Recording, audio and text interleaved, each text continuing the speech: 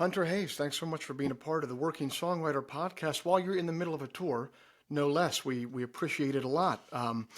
Man, you're from Breaux Bridge, Yeah, Louisiana, originally. I think I got that pronunciation correct. I hope I yeah, did you did. Great for you. job. And thank you. I strive for professionalism, Hunter. It's about 8,000 people, pretty small town you were from, huh? Extremely small town. Yeah. Yeah, everybody knows everybody. No Yeah. secrets. Nobody gets away with anything. Yeah. Yeah, yeah, it's like the size of like two large high schools in like bigger metropolitan areas. So Yeah. you can Yeah. see, and it's a very, from what I can tell, an area that's very still culturally Cajun and Catholic. And after all your time traveling the world, you must now realize like what a unique milieu that was to grow up in. Can you kind of describe for our listeners some of the unique aspects of that culture growing up in it? Um, well, I mean, I can only really, I guess I feel like I can only speak to my experience growing up in it, but I know that, I mean, it is extremely rare. First of all, how many people still speak French as a second language? And it's a Cajun French, so it's considered like an older French, right? Like there's not a lot of words for some of the more modern things. And this is literally just me just re-saying things I've heard my dad say and how he's described it. Um, but it is very, yeah, it's a it, there's a lot of people who still speak French. There's a lot of Cajun French music still. Um, it's a pretty, active scene. Sorry, I just don't feel like I can talk very fluently about this, but yeah, no, there's a lot of Cajun French music. There's a lot of, French food and yeah. Well, then, speaking to your own experience on it, what specifically musically, what is like the first music you remember being exposed to that looking back now, you think to yourself, man, if I had grown up in the suburbs outside of St. Louis, never would have heard that. You know what I mean? Like, what was some of that Gotcha. unique stuff? Yeah, 100%. So yeah, I think the thing that comes to mind for me is the fact that there are so many restaurants with live music nightly. In Breaux Bridge, I grew up, a couple blocks from a place called Mulots, um, which had live music every night. You could literally see my house, the house that I grew up in, from the parking lot. Um, and yeah, I mean, it's not uncommon to have live music every night, and a lot of it was Cajun French music. So yeah, to your point, like growing up around it, and it's really interesting because I think this is what drove me to songwriting. There are, still bands now in 2023 that are, Val, your computer's Hey, not muted. Valerie, can you mute yourself, please? Um, Thank you. So there's still bands in 2023 that are playing the same songs. Like a lot of Cajun French music is the same songs that have been played for, probably I'm gonna guess 80 years. Um, and so, you know, when I started getting into music, growing up around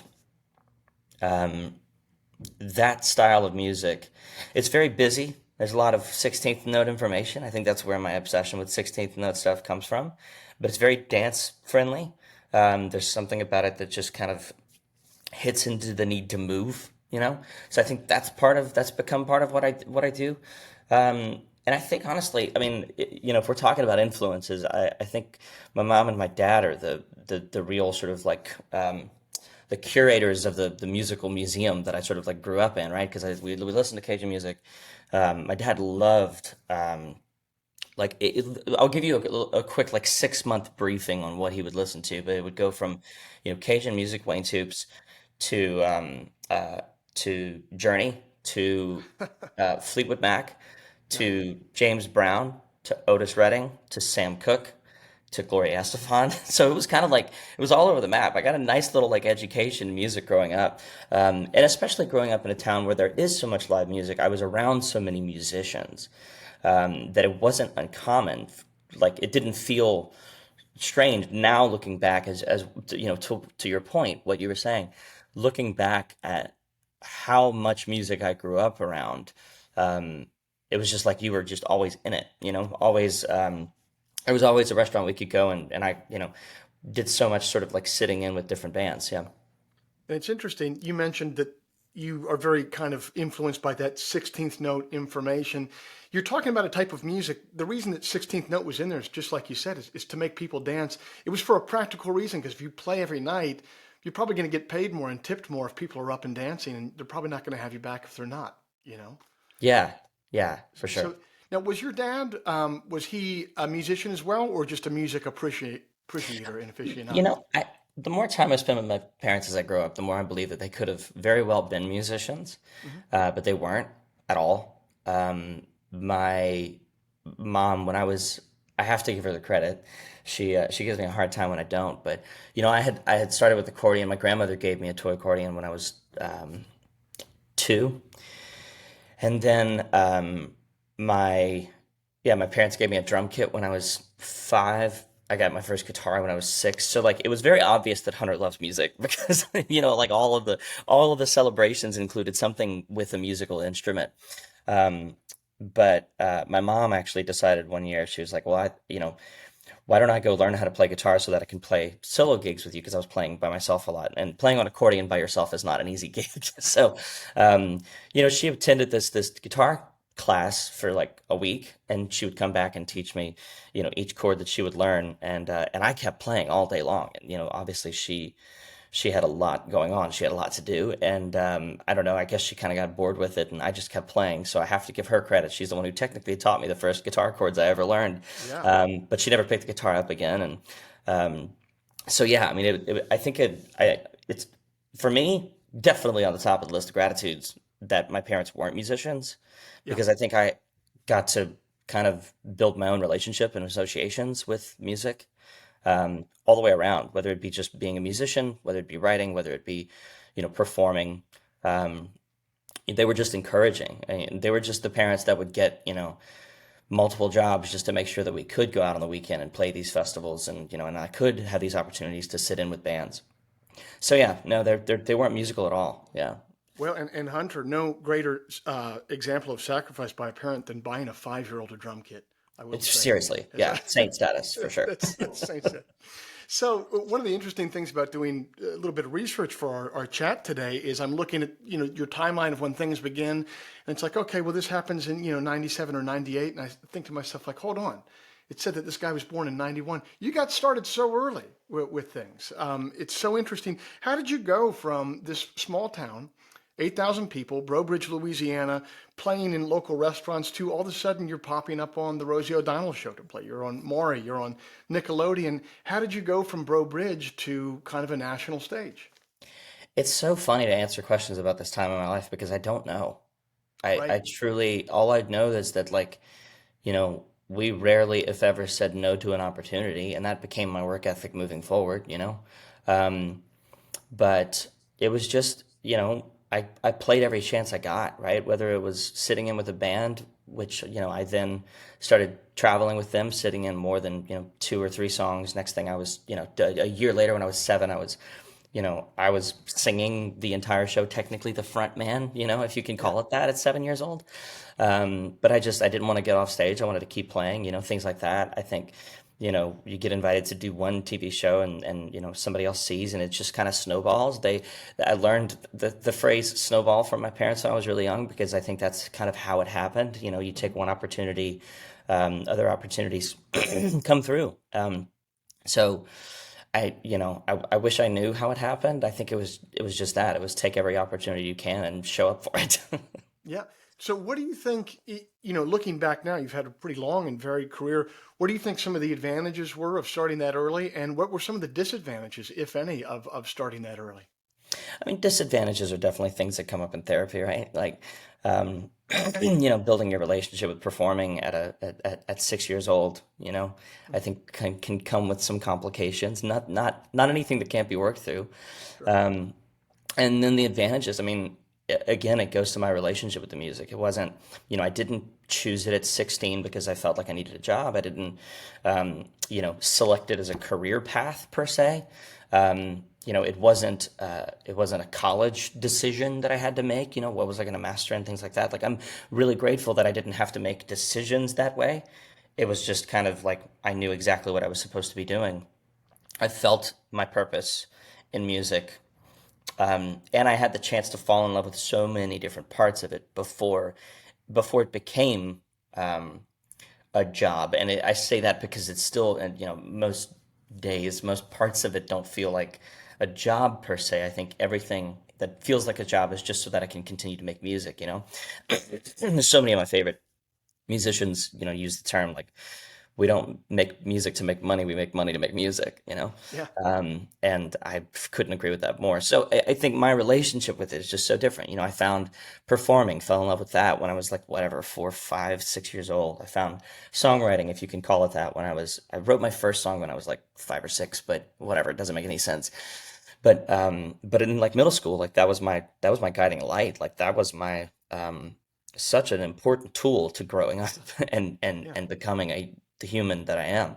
And then finding after writing songs, having no resources to really like record them. Like I had recorded a few albums, if you want to call it that, but like I had no means of completing the art that I was starting to make by myself. And so finding the studio gave me this like, this continuous thread from like idea to finish, that just made me fall in love with music even more. And all of it just kind of sort of wraps around that.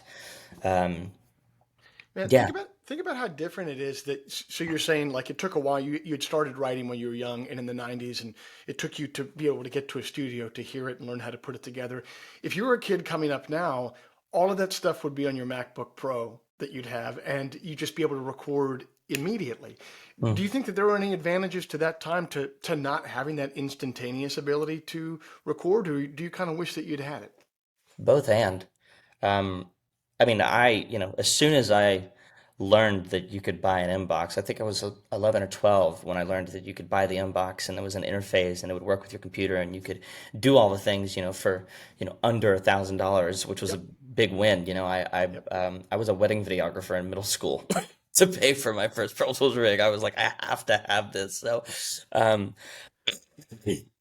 I think both. I think it's, at the time, I think it was. I'll say this. I'm really grateful to have grown up in the beginning of this era Yeah. of, um, technology. You can record from home, right? Um, and I think it's allowed a lot of creators to find their voice, whether or not they use it for. Because when you're starting out, I think there's kind of like one image of what you can be, right? You're an artist or you're whatever singer songwriter musician, whereas the more involved you get, the more you start to learn about your strengths.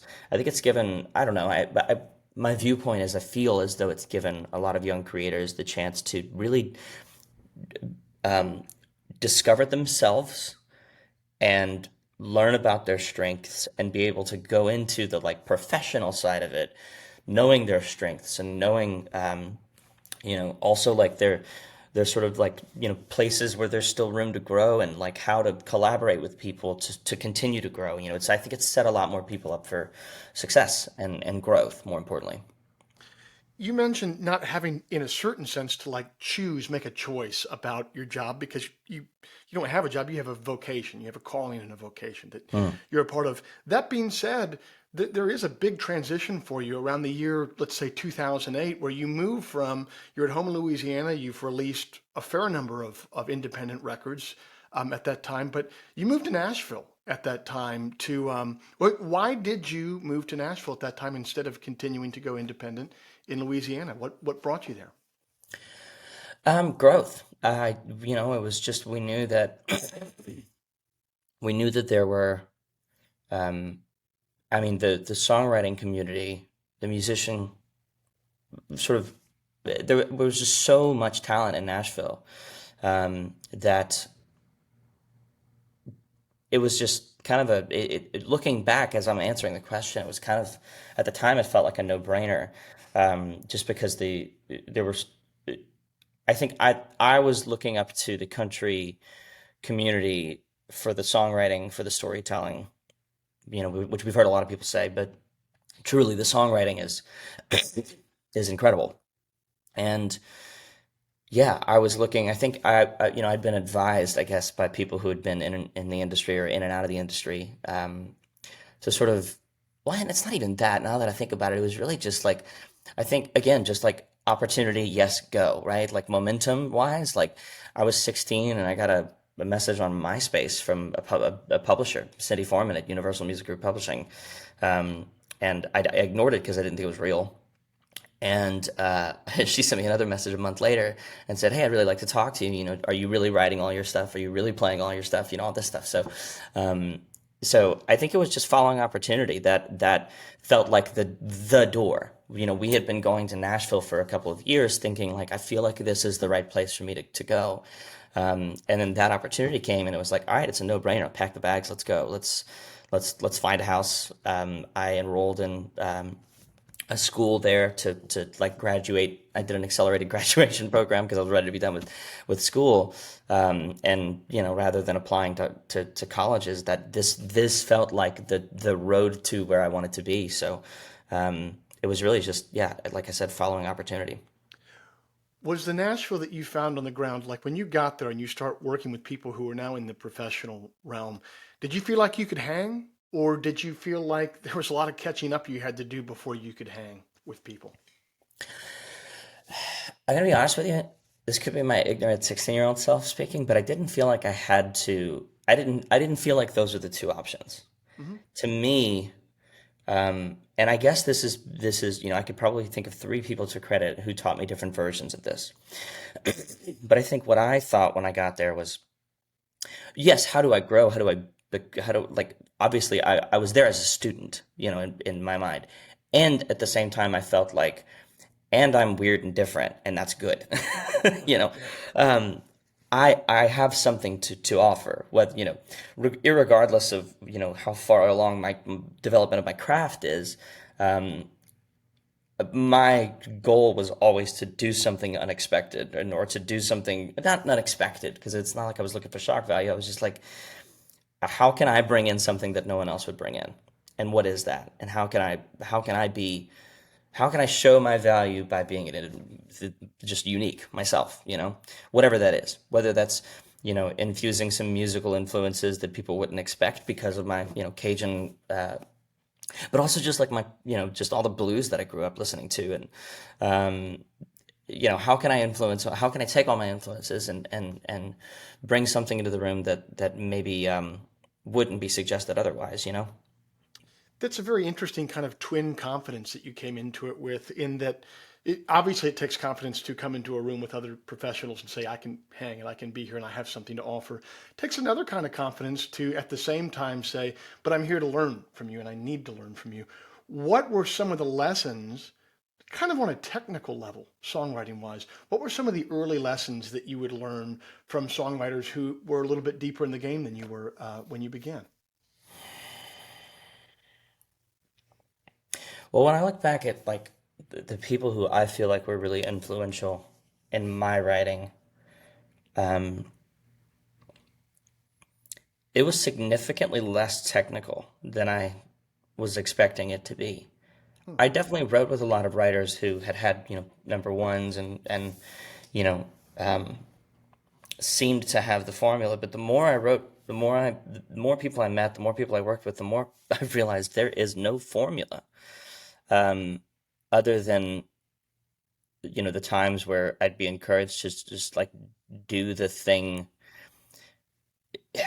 It's a continuous theme in my life, and maybe I'm just picking up on it now, but there was a lot of just like, do the thing that scares you, or do the thing that feels like, if it's new, if it's fresh, then it won't feel familiar, and that's the point, right? Hmm. So don't lean on familiar, don't lean on the formula, lean on the fear, lean on the you know, the more personal approach, the more unfamiliar, the more it, it was people like I'm thinking immediately of, you know, like Barry Dean and Luke Laird, were some of the first people I wrote with. Andrew Dorff was another one. Um, they're not formulaic people. They can be. They have the gift of, you know, experience to say like, okay, well, if we're gonna do this song and it's gonna be like this, then it need, you know, we know we got to do this, and like we laugh about the little rules we make, but it was a lot of just like you know, encouragement, I think, from them to do um, to not think about formulas, to not think about what other people wanted to hear, to not think about all those things, but to come in with a more personal approach. One of the first things Barry Dean ever said to me, I'll never forget. I played him the song that I wrote by myself, and it had this very like unique, weird like the first line was a detail about a vacation I had taken when I was a kid. And I was like, yeah, but I feel like no one's going to relate to that. And he was like, no, because when I hear that, I think of my vacation with my parents and how this, and that was the biggest lesson I think he taught me early on and continued to sort of like reinforce. And I think I just like thanks to Cindy, like putting me in the room with people who made me feel safe and didn't make me feel like I was young and stupid. I think I was in very empowering rooms of just people who wanted to encourage the purity of songwriting, you know. What do you have to do now that your career has gone on for a while? What do you have to do to encourage yourself to continue steering into unfamiliar territory, into territory that kind of can feel where the fear kind of grips up into you? Because you're at a point now where you go on the road, you have a whole business underneath. You have employees who have to go on the road, and to go on the road, people got to listen to the music and like the music. So there's much more riding on you now than there was when you were 16. How do you continue to steer in that direction of the unfamiliar and the exciting and the sometimes kind of scary? Overwhelming credit to my audience because that's there's so much evidence now of do the scary thing, trust me, it'll work, you Yeah, know? yeah, yeah. Um, it's specifically around this album. Like I tell everybody, like it kind of started with Invisible, maybe. Well, it started with Wanted, obviously. That was just a letter to somebody, and it ended up being, my first big song. And then Invisible, which from like the industry standard, like, the numbers are the places where certain people in the industry wanted to see numbers. Invisible was exceeded a lot of expectations in places we didn't expect, right? Mm. So I I think it's just that. It's a continuation of that storyline. Dear God was everything I wasn't supposed to do, And it was the biggest song on Wild Blue. Even like just totally blowing past the song that was our single, the song Yeah. that I went and actively asked people to play. And so I think on this tour, man, like the shocker for me has just been Red Sky is what a lot of people showed up for, I didn't have to convince them to listen to Red Sky. We're on song 2 and 3, and people are singing because I wanted to play the whole album front to back on this tour. And so the first 3 songs in the set were from the new album, and you launch into a song like "Normal," which is a really vulnerable kind of place to be for the third song in the show, and people are 100% there, singing along with lines about therapists and what's wrong with me. Um, so I think for me, it's like the evidence is there. I don't have to convince myself anymore that um, if I'm connected to the song, and it's not about me, right? Like it's not like people are showing up to listen to my story, but there's something about if I set the bar for the vulnerability in the room when we're like whether we're writing or whatever, it gives everybody else kind of this place to be, right? It creates the same safety zone that the writers that I was sort of like trained by, right? Um, so I think I've always felt like that's been my strength, my like yeah, I'll say my strength. Just like the thing I wanted to lean into the most was, because everybody had these like personalities and these bravadas and these like I'd walk into these rooms with all these artists and everybody had, either it was like their wardrobe or they're just like their thing. And I was like, I think my thing's gonna be I'm gonna be the nerdiest, most vulnerable guy in the room. And I think that's for everyone has to determine what that is for them, right, as an artist. But for me, that was the thing I wanted to lean into the most, um, and that's because of that, the easy through line is if I feel connected to what I'm writing, other people will be connected. The people that connect with me because of my vulnerability, like I just have to keep showing up with that. I just have to keep committing to that. Um, and it was this tour was just like such beautiful evidence that so many people already knew the new album and were connecting with certain songs and connecting with songs that surprised me, man. There's my favorite song on the album was Wallflower, And that's a song that I wrote originally by myself. I rewrote it with two fantastic songwriters, and then realized I kind of lost the plot a little bit, and so I went back to the original version. And I just thought I was gonna play this song for a couple people a night, and it's shocking, man, how many people connected with Wallflower, and that's like their song because it's about being shy and nerdy and awkward.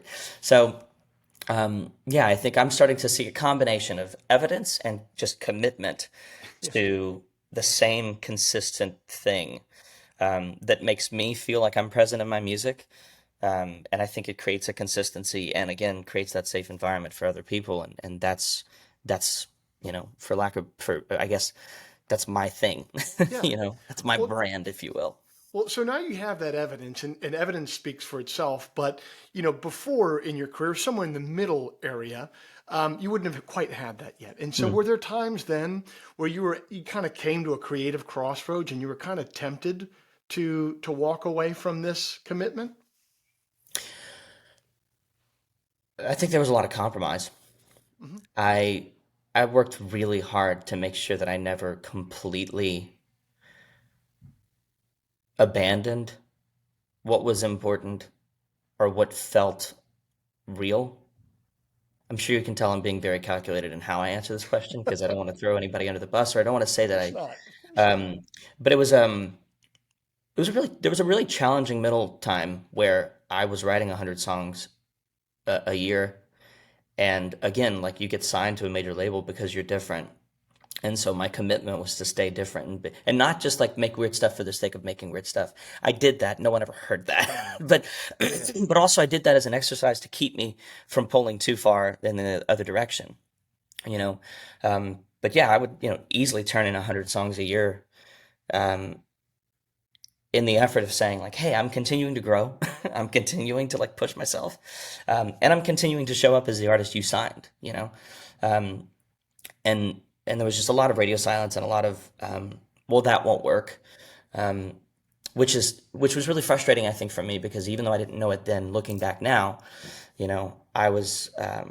I was familiar with my audience. I would stay after the first tour. I would stay after the show and make sure I shook hands with every single person that came to the show, and 600 to 2,000 people. That was the tradition, and then even after that, like we would always make time to connect with people, and however we could do that.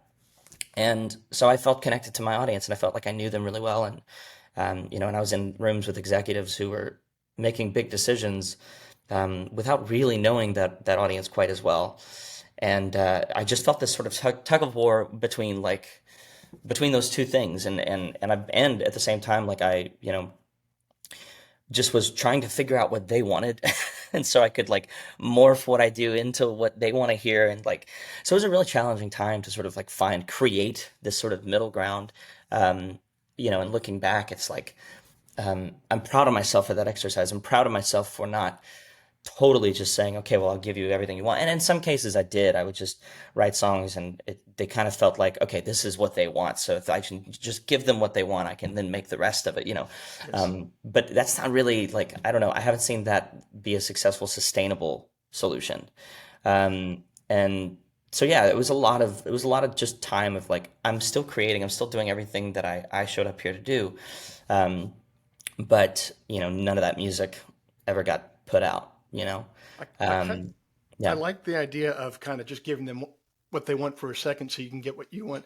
I remember doing theater in high school, and there was a tech director who used to put a big roll of duct tape down the front of one of the curtains before a rehearsal.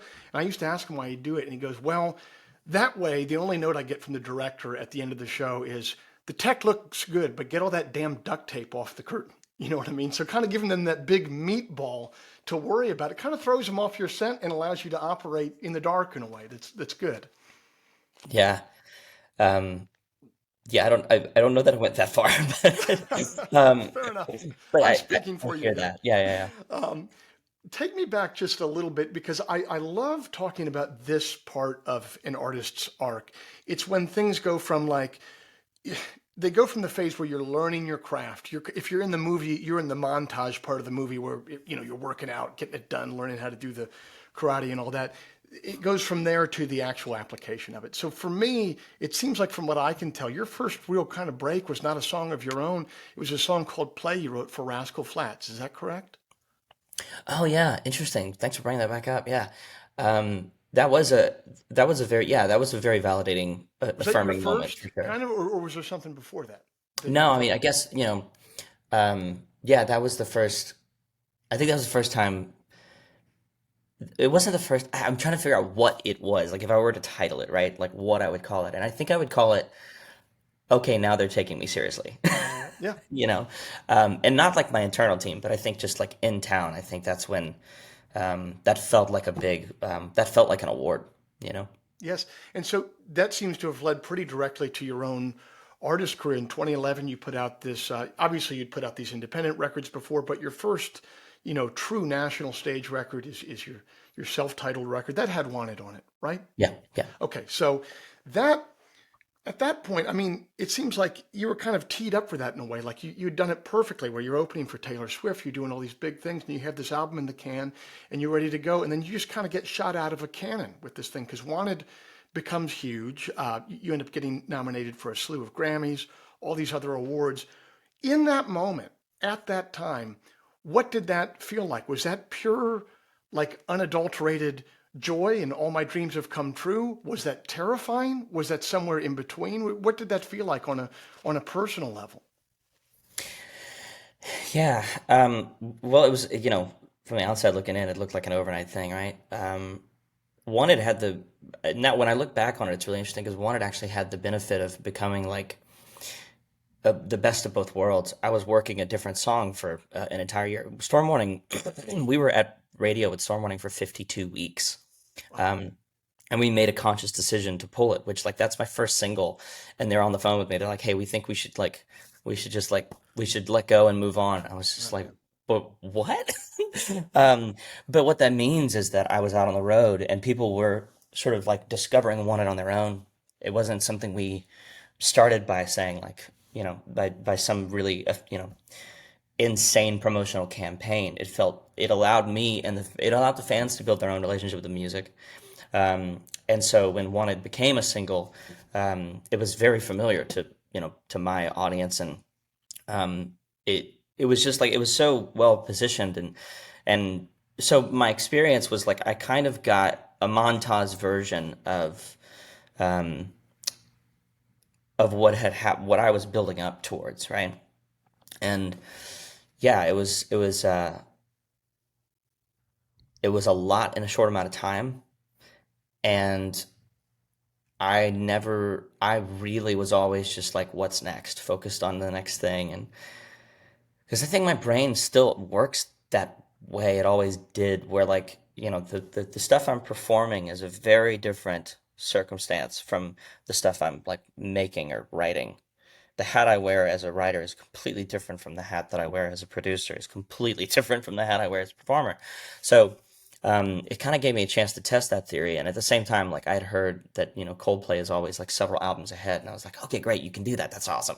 Um, so it was, yeah, it was wild, man. Like, um, going through a lot of change and just being on the road. Like I was, easily doing 2 to 250 shows a year. Oh, wow. Whether you see, because like in between the shows, right, you do easily, 100 to 200, but then in between you were doing, acoustic performances for this, or, writer rounds for this, or, I mean, we were doing so many like in between performances. Even, day of shows, we would do, when I was on the Carrie Underwood tour, we would do 3 shows a day. We were doing like an acoustic, offsite 3-song performance, and then we'd do, a 3-song acoustic performance at the venue. And then, um, it, it was just like, it was a lot of being sort of like on. And I don't know that I process human stuff when I'm like on because Yeah, yeah. you kind of just can't. Like, I don't think I have the capacity to do both. So um, it was just a lot of like sort of like feeling the momentum that I'd been working for a long time, sort of behind the scenes since I was 12, right? Or um, being a writer, whatever. So yeah, it was just a lot of and wanting to feed the momentum, right? Not wanting to do anything to upset the momentum, and trying to learn as quick as possible and grow as quick as possible. Um, yeah, it was just as chaotic as I'm sure it looks on the outside. So it sounds like you had a fair amount of tunnel vision, even if you're doing, at some points 3 shows a day, your tunnel vision is probably like, let me finish this and just figure out where I can get a tuna sandwich and a Coke before the next gig, whatever. But there had to be a moment or two where you kind of had like almost like a deja vu like experience, an experience where you looked around and said to yourself, this is surreal that I'm now. I used to be playing bars that I could see from my parents' house, with this 16th note dance music, and now I'm here. And what Mm. was that and now I'm here place for you?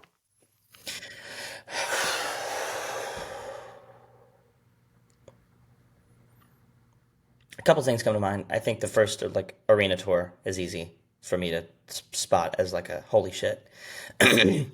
Um, and and I'm gonna jump back to that in a second, but I think the other thing was like going to other countries. The first time I really played Japan, um, because it wasn't specifically around a song, you know, everyone in that room was singing like the deep album cuts. Like there was a song called Rainy Season, um, that like as soon as we started, everybody went nuts, and it was just like I don't know, it was wild to me that I was like, okay, so like it was like learning the different sort of pathways for people connecting with my music, and kind of trying and just asking the question like, huh, I wonder why and how this works. And then I think like when you get to the like the arena tour, here I was, rehearsing in the biggest rehearsal space in Nashville, where I had seen, previously One Republic. My buddy who worked with One Republic invited me to their last rehearsal.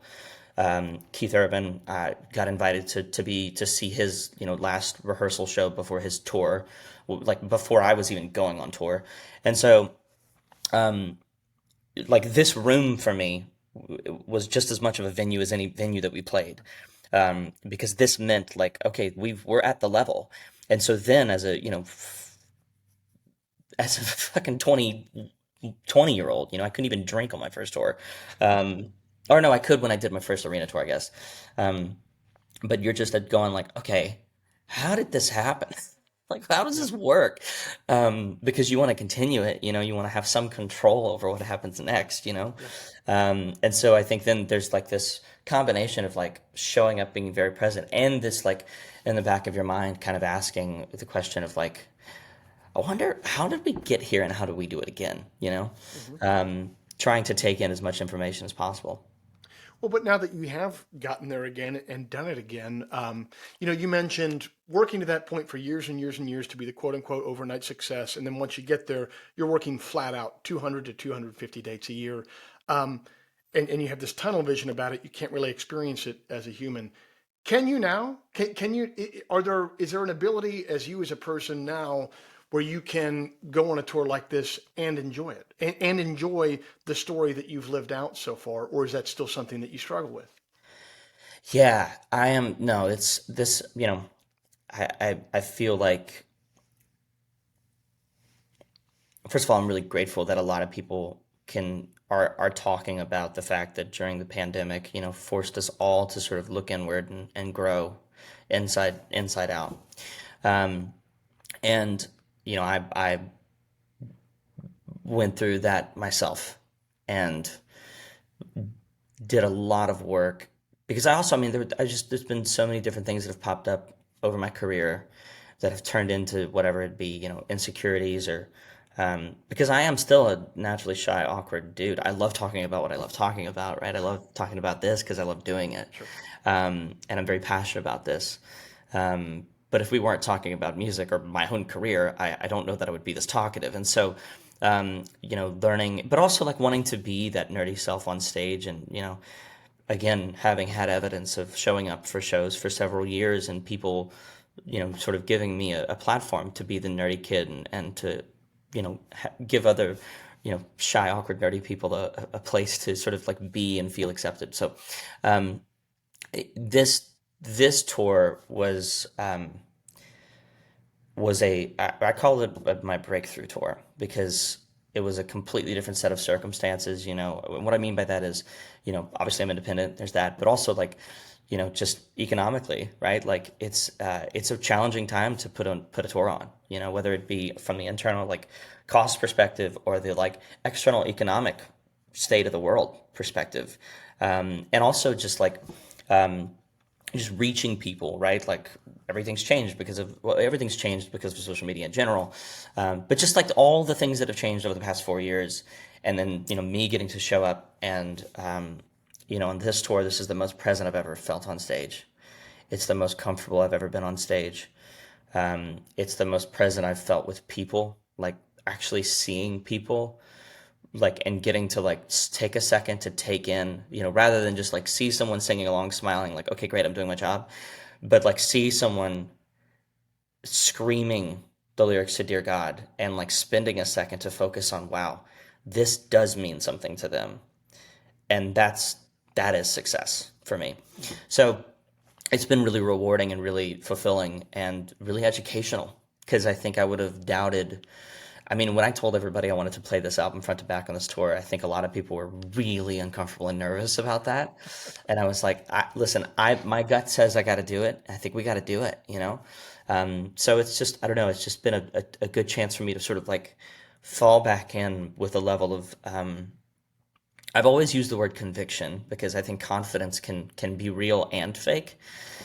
Conviction to me is just like trusting your gut and trusting where you're at and trusting what you do know, because we all know more than we give ourselves credit for, and are at least aware of more than I think we let on. And learning how to trust that is a lifelong exercise, right? And I think this is the most I have felt that, and the most in alignment I've felt, and then just the most connected with humans and people.